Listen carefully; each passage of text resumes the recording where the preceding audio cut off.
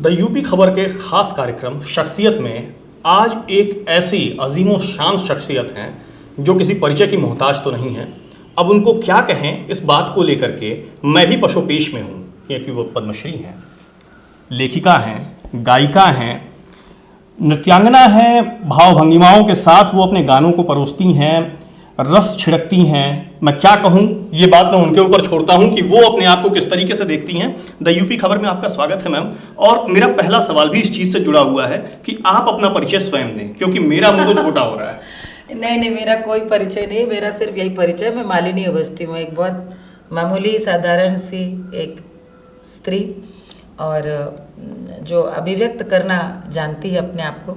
और प्रभु की कृपा है कि मैंने संगीत सीखा है गुरुओं से, और वो एक बहुत सशक्त माध्यम है अभिव्यक्ति का।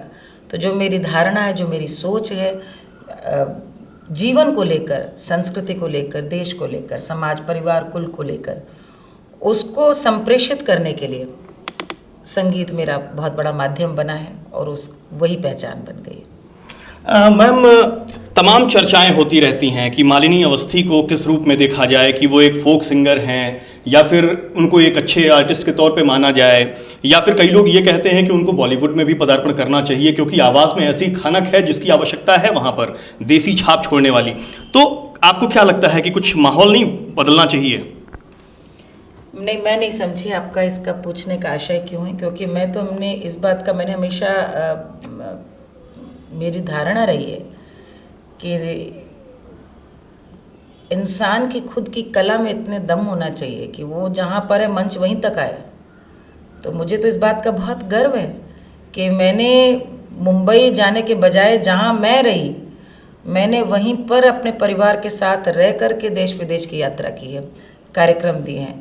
मैंने यहीं पर सफलता को अपने घर बुलाया। मैं घर छोड़ के नहीं गई, उल्टा होता रहा। मैं तो जिस समय बड़ी हो रही थी और जिस समय हम लोग आसपास का माहौल देख रहे थे, तो ये उस समय की एक स्टैब्लिश्ड नैरेटिव था कि यदि आपको गा रहे हैं और नाम कमाना है तो आपको मुंबई जाना होगा, और वहीं पर ही गति है, वहीं पर ही मौके है, वहीं पर।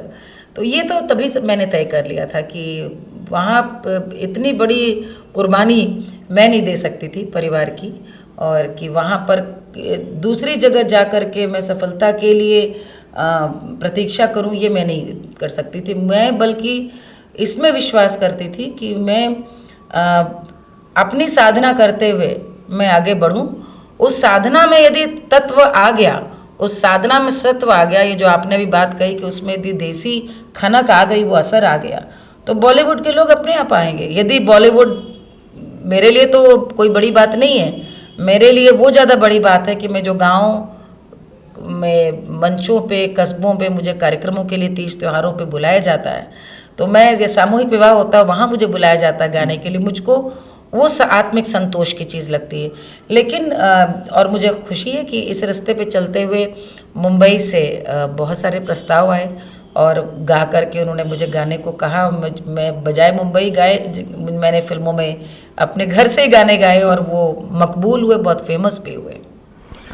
मैम, गिरजा देवी की आप शिष्या रही हैं और बड़े सम्मान के साथ उनका नाम लिया जाता है। एक बड़ी कद्दावर हस्ती भी रही हैं, और एक देसी, और एक कहा जाए कि उनके समय में ये कहा जाता था कि जब राजघराने हुआ करते थे तो उस दरमियान उनको राजघरानों में बुलाया जाता था, और वो उसके बड़ी खिलाफ रहा करती थी।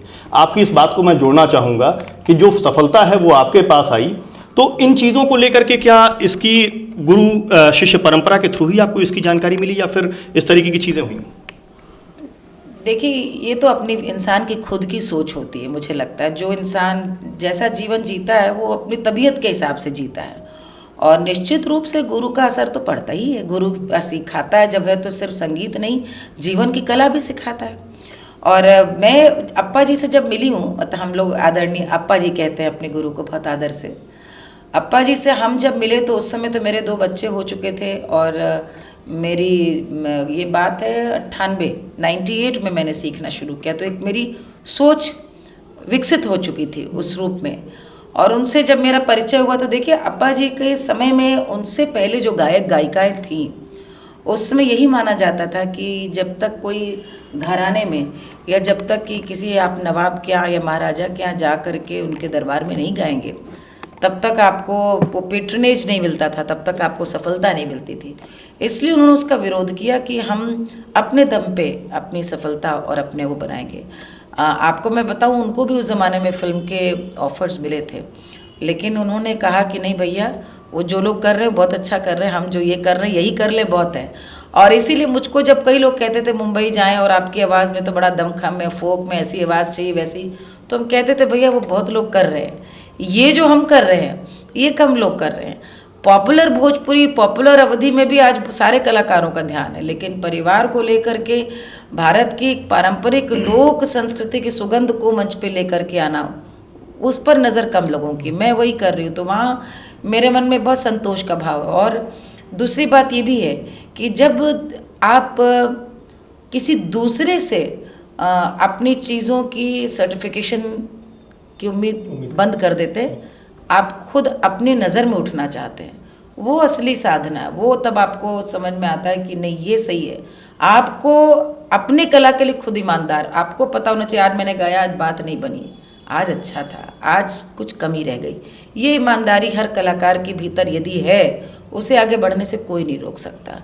लेकिन वो जो था पहले मैनिफेस्टेशन और सर्टिफिकेशन था, रामपुर के नवाब थे और बड़ौदा महाराजा थे, ग्वालियर नरेश थे, काशी नरेश थे। और मैं कहना ये भी चाहूँ कि उनका बहुत बड़ा योगदान है, क्योंकि उस समय तो देखिए देश आज़ाद नहीं हुआ था, तो ये नवाब थे, कुछ महाराजे थे जिन्होंने बहुत पेट्रनाइज किया गायिकाओं को, गायकों को, जिसकी वजह से घराने भी निकले हैं। तो ये एक बहुत बड़ी उस समय की देन थी। अब आजकल के समय में तो मैं तो चूँकि लोकगीत गाती हूँ, जो कि सबसे बड़ी लोकतांत्रिक व्यवस्था है, तो मेरे तो श्रोता क्या है, श्रमिक हैं, किसान हैं, दादी हैं, काकी हैं, पड़ोसी, मजदूर है। तो मैं तो, मेरे लिए तो वही मेरा इनाम है, वही मेरे श्रोता, वही मेरे राजा। इस लोकतांत्रिक श्रोताओं के लिए 2 लाइन हो जाए, क्या सुनना पसंद करेंगे? कुछ भी, एक ठुमरी, एक अच्छी सी ठुमरी जो लोकतांत्रिक श्रोताओं के लिए उनके अंदर एक ऊर्जीकृत उनको कर दे। ये आपने बहुत एक रोचक फरमाइश कर दी है, क्योंकि ठुमरी हमारे यहाँ शास्त्रीय परंपरा की मानी गई है। और शास्त्रीय यानी कि शास्त्र कम लोग अध्ययन करते, तो लोक का अध्ययन, लोक तो सर्वचित्त जगत में है। तो एक मेरी जो लड़ाई इसी बात को ज़्यादा लेकर के रही है कि मैं जो हूँ शास्त्रीय पक्ष से लोग को जन तक लेकर के जाऊँ, कि लोगों तक वो बातें पहुँचे। तो मैं आपको एक ठुमरी सुना रही हूँ, जो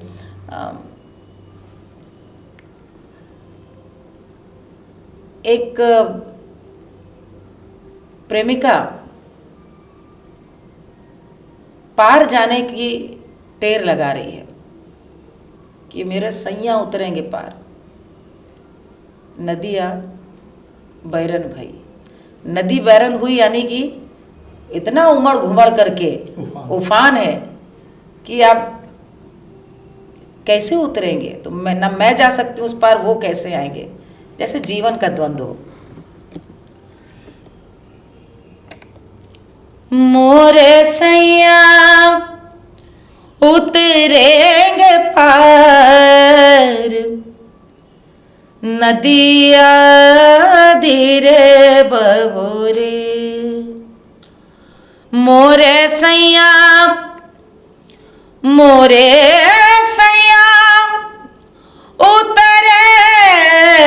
उतरेंगे पार, उतरेंगे पार, नदिया बरन भई।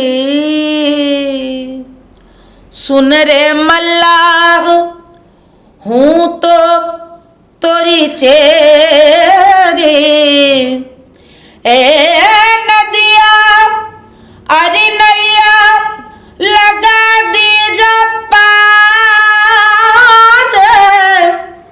नदिया धीरे बहरे, नदिया बरन भई। क्या बात है, शानदार मैम। मैम अब थोड़ा सियासत की तरफ रुख कर लेते हैं। सियासत बेसिकली उस हार्डकोर सियासत की ओर मैं नहीं जा रहा हूं।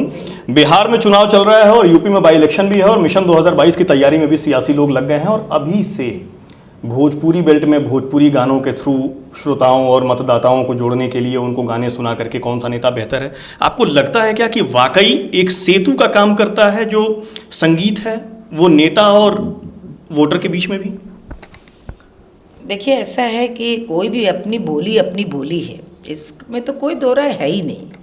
और बिहार में निस्संदेह बिहार की जो इस बात की प्रशंसा करनी चाहिए, और बिहार को मैं जो प्रणाम जिस चीज़ के लिए बारंबार करती हूँ वो कि वहाँ अपनी संस्कृति को लेकर, अपनी बोली को लेकर एक बहुत आग्रह है, अपनी पूजा, अपने पर्व, अपने खान पान को लेकर। ये तो बाकी राज्यों को भी सीखना चाहिए। तो बिहार में निश्चित रूप से अपनी बोली में यदि कोई बात कही जा रही है, चाहे वो सत्ता के विरोध में हो, चाहे सत्ता के पक्ष में, उसका संदेश और असर और लोगों के ज़बान पे वो चीज़ें चढ़ती हैं। और ये आज का नहीं है, बहुत प्रारंभ से है। आप उत्तर प्रदेश में भी, आपको याद होगा 90 के दशक में भी जब चुनाव यहाँ भी होते थे या कहीं भी, तो वो अपनी अपनी बोलियों में गीत और नारे गढ़े जाते थे, और उनका गाँव के कस्बों में इन चीज़ों का बहुत लोकप्रियता का असर पड़ता है। लेकिन अंतत्वगत्वा यदि ऐसे नारे हैं या इन गीतों के माध्यम से ऐसी बात कही जा रही है जो धरातल पे भी है, भले वो पक्ष में हो चाहे विपक्ष में हो, उसमें कहीं पर यदि वोटर को अपनी बात जुड़ती दिखती है तो वो वोट में तब्दील हो सकती है, अन्यथा नहीं। अन्यथा आज भी व्यक्ति जो है वो विचार कर चुका होता है उसे किसे वोट देना। बिल्कुल, यही उम्मीद थी। इसी साफगोई अंदाज के लिए मालिनी अवस्थी जानी भी जाती हैं। यही वजह था कि ये सवाल मैंने आपसे किया। दूसरी एक चीज़ ये है कि महिलाओं को लेकर के आप हमेशा मुखर रहती हैं। महिला उत्थान को लेकर के लगातार, चाहे सरकार कोई सी भी हो, अगर थोड़ी सी भी विक्षोभ होती है तो मालिनी अवस्थी वहाँ पर दिखाई देती हैं।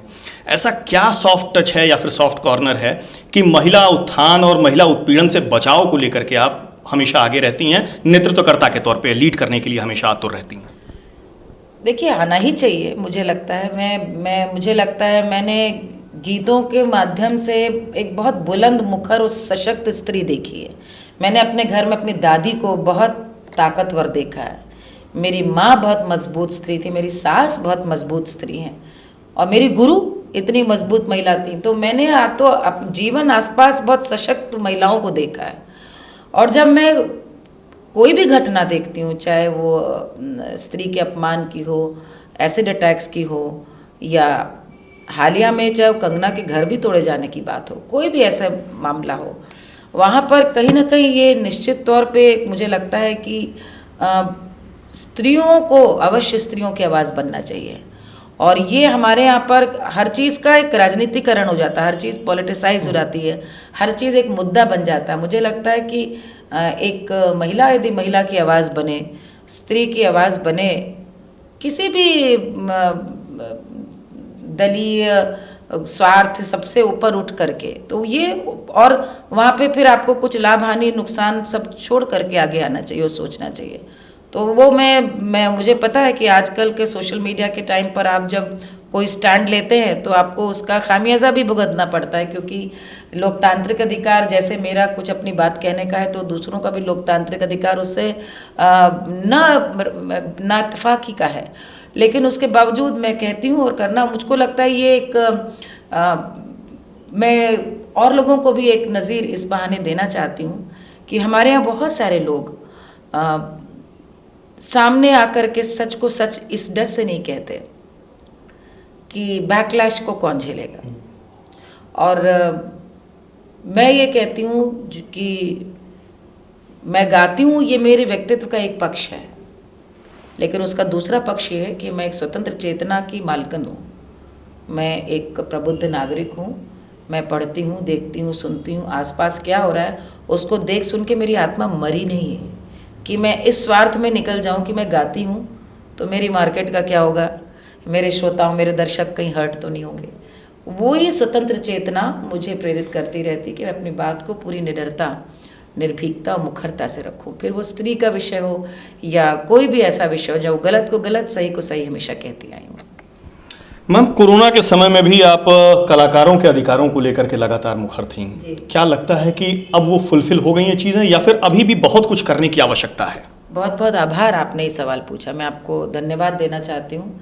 ये एक ऐसा उपेक्षित विषय है जिस पर कोई बात ही नहीं करना चाहता। मैं क्या बताऊं, मुझे कितनी इस बात की तकलीफ़ अंदर से है। आपको बताते हुए मुझे सुकून होता है कि 1000 के करीब लोक कलाकारों की सेव द रूट से हमने मदद करी है। और कल परसों हम लोग के फेसबुक पे, हम अपने पेज पे नाम सहित ये पूरा डेटा भी डाल रहे हैं, जो पूरे भारतवर्ष के लोक कलाकारों ने हम लोगों से, हमने उनसे कहा किसको, क्योंकि हर आदमी, सबको अपनी अपनी पड़ी है इस समय, जब ये हर कोई इस कष्ट से, जब मैं जीडीपी के देखती हूँ चर्चाएं, जब मैं सुनती हूँ कि इस तिमाही इतना आया इतने आए, तो मुझे लगता है कि ये तो बड़ी बड़ी बातें हैं। कलाकार का संघर्ष तो बड़ा छोटा है, वो तो रोज़ 700 रुपया कमाता है तो रोज़ घर चलता है, 500 रुपया रोज़ लेके आता है, 400 रुपया रोज़ लेके आता है, रोज़ कुआं खोदता है उसी से, उनकी कोई पक्की नौकरी भी नहीं है। और कमाने खाने का जो एक टाइम है वो लगन का टाइम होता है, शादी का। पूरा गर्मी के लगन निकल गई कोरोना में। होली का नवरात्रा होता है वो भी कोरोना में निकल गया। अभी भी नवरात्र हुए तो उस तरह से नहीं हुए। और अभी भी जिस तरह से सरकार ने भी थोड़ी छूट दी है कि अब छोटी छोटी गोष्ठियाँ हो सकती हैं, लेकिन आपको पता अभी भी लोग डर रहे हैं, इस ढंग से नहीं हो रहा है। तो मैं तो कहूँगी कि आप लोगों से कि भाई, आप यदि कलाकारों को जानते हो, आपके आसपास गाँव में भी लोग कलाकार हों, तो उनकी जितनी सेवा हो सके, जितना आप आर्थिक मदद कर सके, राशन से मदद कर सके, तो आप अवश्य करिए। मैम, इसके अलावा इतर सवाल दूसरा ये है कि लखनऊ जो है या उत्तर प्रदेश जो है वो फिल्म सिटी की ओर अब बढ़ रहा है धीरे धीरे। क्या लगता है कि मुंबई का सब्स्टिट्यूट या मुंबई को आईना दिखाने के लिए उत्तर प्रदेश तैयार किया जा रहा है? नहीं नहीं, आप ऐसा क्यों कहते हैं? देखिए, ये ठीक प्रश्न नहीं है। मैं आपके थ्रू इस पर जवाब जानना चाहता हूँ। रीज़न ये है कि जितने भी कलाकार हैं वो बार बार यही कह रहे हैं कि यहाँ पर असीम संभावनाएं हैं, अतीत के नींव पर भविष्य के निर्माण होने की पूरी व्यवस्थाएं हैं। उसके बावजूद लोग मुंबई जाने के लिए मजबूर रहते हैं और वहाँ की जो गवर्नमेंट है या फिर वहाँ की जो पॉलिसीज़ हैं उनमें उनका कहीं ना कहीं दो पार्टों के बीच में पिस करके वो रह जाते हैं। देखिए, निष्पक्ष होकर बात करनी चाहिए। आपकी बात के दो मुद्दे हैं। पहली बात तो ये कि उत्तर प्रदेश में फिल्म सिटी का स्वागत होना चाहिए। उत्तर प्रदेश में फिल्म सिटी का निर्माण का इतना सुंदर निर्णय लिया गया है और माननीय योगी जी जैसे हैं वो उसको संपूर्ण भी कर डालेंगे, खड़ा भी कर देंगे, तो ये बहुत स्वागत योग्य निर्णय है। पहली बात तो इसके लिए तो बहुत पूरे देश को हाथों हाथ सबने लिया भी है, बहुत प्रशंसा भी करी है।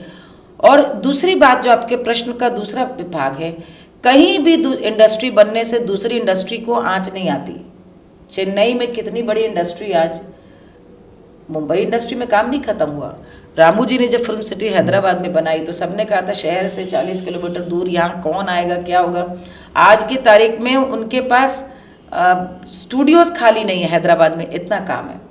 तो मुझको लगता है उत्तर भारत में एक बहुत बड़ा गैप था जो कि उत्तर प्रदेश में फिल्म सिटी बनने से होगा। और जो जगह चुनी गई है उस जगह को लेकर मुझे मालूम है द्वंद्व था। कई लोग अभी भी कह रहे हैं लखनऊ में क्यों नहीं, लेकिन अभी भी लोग इस बात को नहीं समझ रहे हैं कि लखनऊ में तो फिल्म जैसे पहले शूट हो रही थी आज भी हो रही। जिसको लखनऊ की खुशबू चाहिए, जिसे बनारस की खुशबू चाहिए, वो वहाँ थोड़ी मिलेगी, वो तो बनारस और लखनऊ में मिलेगी, तो वो तो नहीं काम रुकेगा।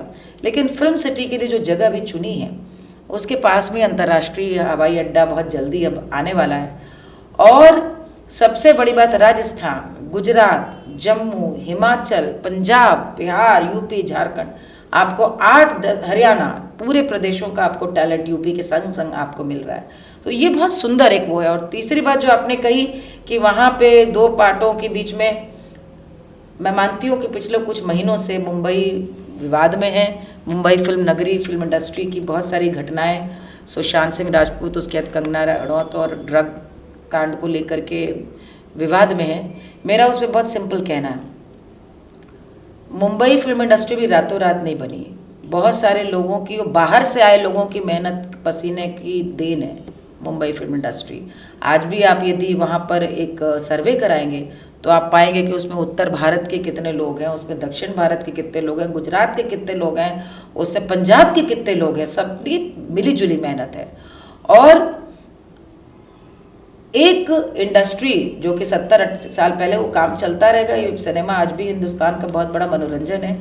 यहाँ पर यदि फिल्में बनती तो मुझे लगता है हिंदी भाषी क्षेत्र जितने भी हमारे टैलेंट है, जिनकी भाषा पे इतनी अच्छी पकड़ है, उनको बहुत सहजता से काम मिलेगा। और तीसरी बात ये कि अपना घर तो खुशी खुशी कोई भी नहीं छोड़ना चाहता, तो यदि किसी को भी रोज़गार का विकल्प अपने पड़ोस में मिलेगा तो कोई दूर क्यों जाएगा। ये इसमें कोई दो राय नहीं कि रोज़ ट्रेन पकड़ करके 10,000 आदमी निकलता है मेहनत करके, और सब हीरो बनने जाते हैं। किस्मत किसी किसी की चमकती है, तो कितने उस संघर्ष में एड़ियाँ रगड़ के अपना दम तोड़ देते हैं या हिम्मत हार जाते हैं, या उनकी बहुत दुखद कहानी जिस पर कभी कोई कवर स्टोरी नहीं होती। मुझे लगता है कि उनके संघर्षों का अंत होगा यहाँ पे जो फिल्म इंडस्ट्री बनेगी यूपी में। बिल्कुल मैम। दूसरी चीज़ मैम ये है कि भोजपुरी भाषा जो है बड़ी संभ्रांत और बड़ी सभ्य भाषा मानी जाती रही है, लेकिन जिस तरीके के गाने या फिर जिस तरीके की भाषा शैली अब उसमें इस्तेमाल होती है वो बड़ा अपभ्रंश और बड़े बेतुके तरीके की चीज़ें हैं, या यूं कहें कि अश्लीलता की ओर बढ़ता जा रहा है। उस पर कुछ कटाक्ष करना चाहेंगी आप या नसीहत देना चाहेंगी? मुझे हमेशा से ये लगता है कि इंसान अपना खुद जो करता है उससे ज़्यादा बड़ी नसीहत दे पाता है। मैंने अपने गायकी से, अपने गाने बजाने से वो काम किया है कि मैं भाषण दे करके या स्टेटमेंट देकर क्या बताऊं, अपने गाने बजाने से समझा सकती हूँ कि भाई ऐसे भी आप दर्शकों को बांध सकते हैं, श्रोताओं को बांध सकते हैं, ऐसे भी आप सफल हो सकते हैं, ऐसे भी आप कार्यक्रम दे सकते हैं।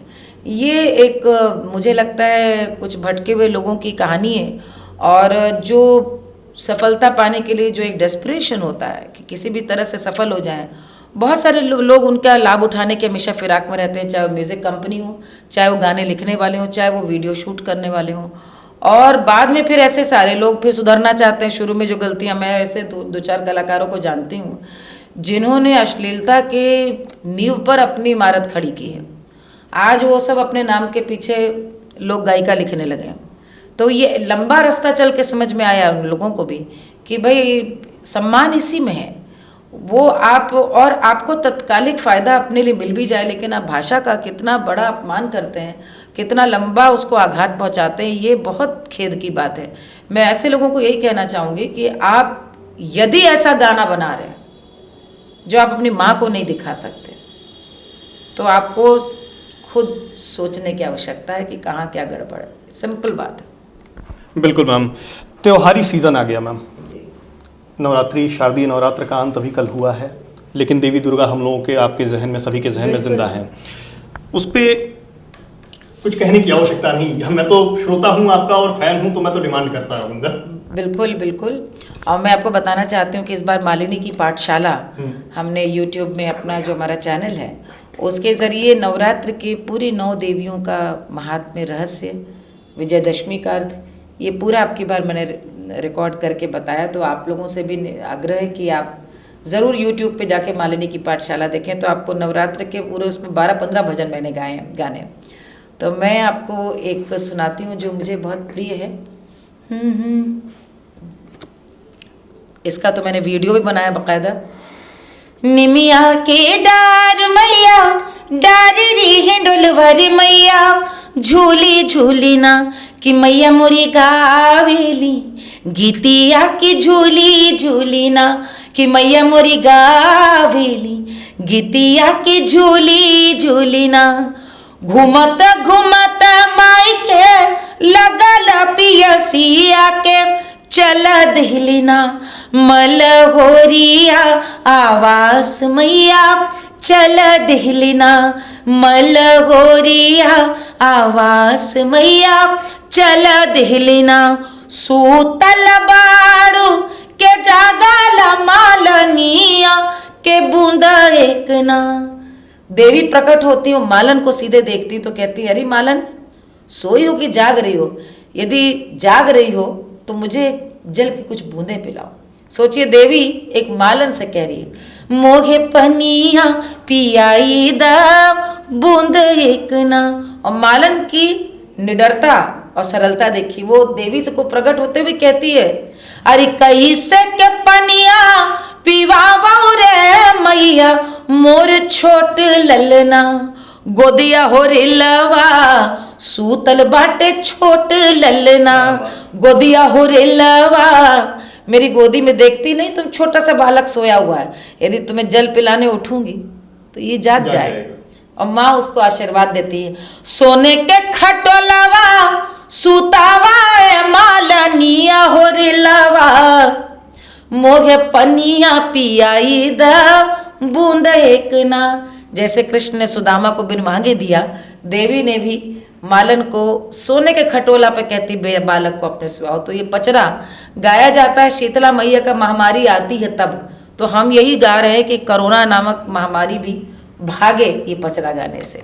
मैम एक आखिरी सवाल और उसका अंत मैं चाहूंगा कि गीत से ही हो। छठ आ रहा है, छठ पे आपकी ओर से क्या नई प्रस्तुति होगी और किस तरीके की चीजें होंगी? छठ पे सबसे बड़ा संदेश तो यही है कि देखिए प्रकृति का सम्मान है, सूर्य की उपासना है और कोरोना को देखते हुए कुछ बदलाव अवश्य संभावी है। तो सूर्य को देखते हुए आप प्रणाम करें, मानसिक प्रणाम करें। जो कुछ चढ़ता है सब कुछ चढ़ा है, लेकिन यदि हो सके तो सामूहिक रूप में जल में जाना उसको अब की बार अवॉइड करें ताकि इस रोग का संक्रमण न फैले, अपने को भी बचाए, परिवार को भी सुरक्षित रखें। तो मैं अब की बार छठ के 2 गीत आप लोगों के लिए लेकर के आ रही हूँ जो मेरे YouTube चैनल पे आ जाएगा। आप लोग जल्दी जल्दी सब्सक्राइब कर लें। सुन लिया रजिया हमारे छठी मैया, सुन लिया रजिया हमारे, सुन लिया रजिया हमारे छठी मैया, सुन लिया रजिया हमार। दौड़ल आईने मैया तोहरी दुआरिया, शीस नवावे संसार छठी मैया, सुन लिया रजिया हमार। केरवाजे फरीला का बद पे, ओह पे सोगा मंडेराय, ओह पे सोगा मंडेरा। मारी बोरे सुगना धनुख पे, सुगा गिरे मुरझाए, सुगा गिरे मुरझाए। सुगनी जे रोवेली बिरह में, आदित होत ना सहाय, आदित होत ना सहाय, आदित होत न सहाय। बहुत बहुत धन्यवाद मैम। ये थी मालिनी अवस्थी जिनका सीधे तौर पर कहना था कि जितना भी उत्तर प्रदेश में काम हो रहा है वो शानदार हो रहा है, लेकिन कलाकारों के लिए अभी भी बहुत कुछ करने की आवश्यकता है। कैमरा पर्सन वीरेंद्र के साथ विक्रम मिश्रा, द यूपी खबर, लखनऊ।